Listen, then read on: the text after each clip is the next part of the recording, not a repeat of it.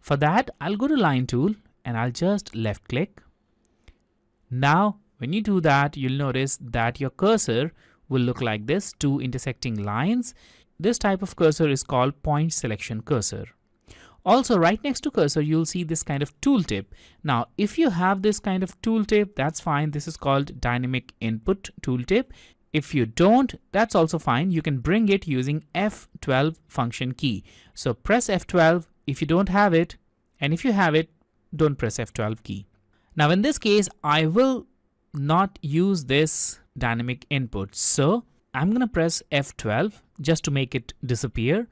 And now we have this empty cursor. Now we need to start with the first point. As you can see here on the command line, the instruction is clear. You need to specify first point. So click at a point and that's going to be your first point. Now click again and that will be the second point.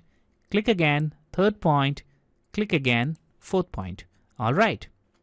And here we have the very first drawing. Once you have finished making your drawing, press enter to exit from the command, because after making line, your command will still remain active. So now let's talk about the navigation tools. So here we have the simple triangle. Now, if you want to navigate in your drawing, if you want to move this triangle around, then you can do that using your middle mouse wheel. So in AutoCAD, it is recommended to use a 3-button mouse, the left click, right click, and the middle mouse wheel. These buttons should be there, and to move this drawing, all you need to do is press and hold the middle mouse wheel. When you do that, your cursor will change to this hand icon. Now move your mouse and the whole drawing will move along with it. Don't let go your mouse, just move it like this. Now let go your mouse wheel, and if you move it, only your cursor will move now. Now, if you move your cursor to any point and then rotate your mouse wheel, it will zoom in your drawing. In the opposite direction, it will zoom out. Also, the point where you put your cursor will become the point which will be zoomed in or zoomed out. To select anything in your drawing, all you need to do is just click on it and that object will be selected. To deselect anything, press Escape key and it will deselect your selection, or it will just remove everything from your selection set. Also, to exit any command, you can press Escape key, and you can press Escape key a couple of times. It won't make any difference.